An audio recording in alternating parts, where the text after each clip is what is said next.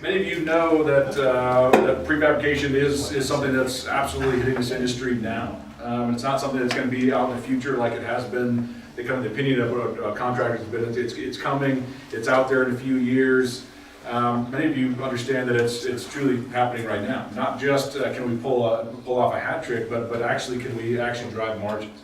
I started with FMI about 9 years ago, right out of graduate school, and this was a passion of mine, this prefab part of our industry.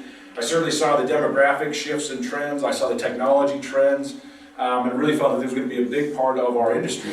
And so that was 10 years ago. We did our first survey in 2010.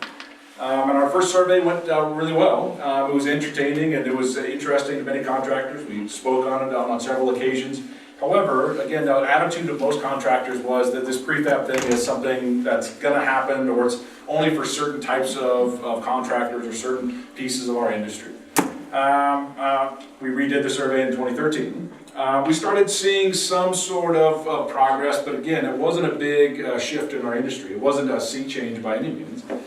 In 2016, when we surveyed folks, and then maybe several of you would have participated in that, of course the results of it are in here, we started noticing big changes. We started noticing the contractors really were starting to see that this is something that is happening right now in their parts of the industry. We started seeing big number changes, which we'll talk about and show you guys, about how this is changing and how fast it's changing.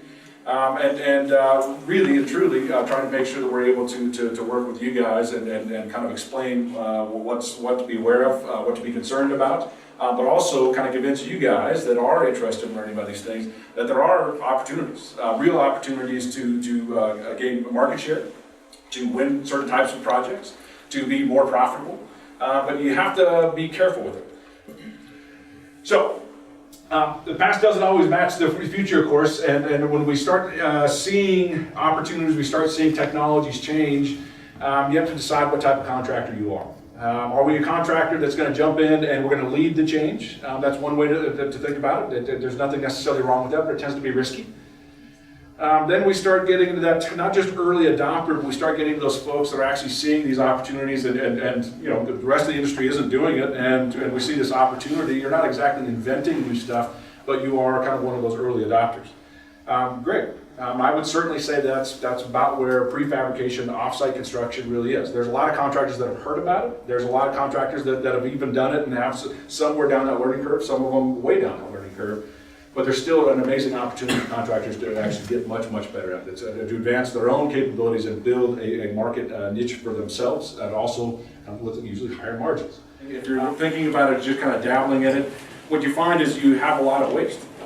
You're not attracting the type of talent that really drives your ability to move it forward. And again, those younger folks really tend to like doing some of this stuff. So think about these things. Are your past assumptions a good prediction of the future? What are your customers' needs going to be? What are your manpower needs going to be? Are you thinking about that, and are you very accurate with that? So be thinking and what are your opportunities, but also what are those risks that you might have in the curve? Are you comfortable with those assumptions? Of course, are you comfortable that you're armed with what's needed to make those best decisions? If you wait 5 years to do anything, you're going to be surpassed by a bunch of contractors, probably very similar to you guys, that are already somewhere down that learning curve compared to the contractors or mom and pop shops that really aren't doing anything yet. So of course, keep that in mind. So, are you going to be irrelevant? You're not listening, you're not adapting, you're kind of doing it the old school way of doing things. Many contractors do exactly that. However, again, in the future, if they're doing that when it comes to prefab, of course, they won't be competitive at all. Is it momentary? Meaning that you're reacting to the trends of behavior, you're kind of following the herd. You can follow the herd, there's nothing necessarily wrong with that, except if you're following the herd, again, your margins are going to be going down very quickly.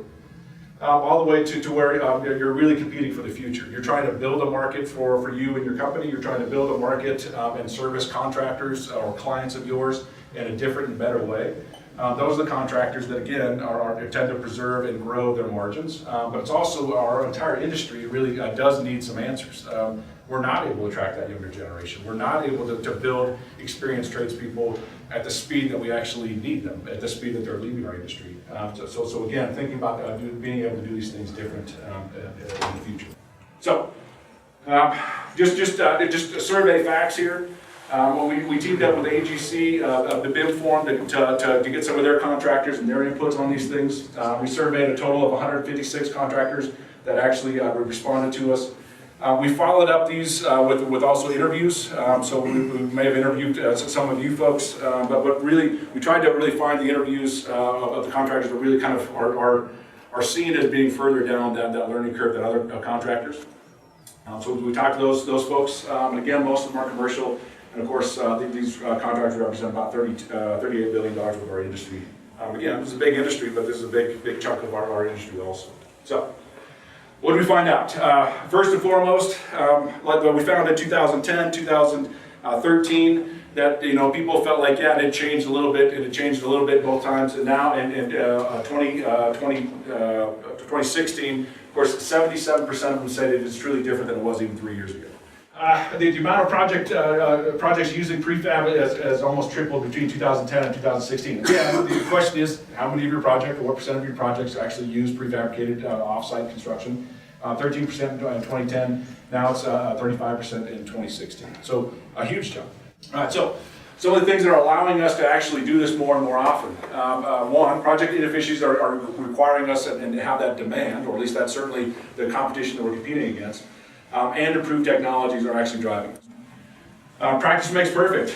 This is probably not exactly rocket science to anybody, but it does show up. Contractors using prefab on more than 50% of their projects are more effective compared to the contractors who do less. Meaning, the more they do it, the better they are, and the more profit margins they're seeing. So, you may fit, of course, probably one of these three categories. There's 14% of the contractors that say that their prefab operations are effective. They're happy with the results. They're effective. There's 40% that says they needed improvement, and 46% say they're not effective at all.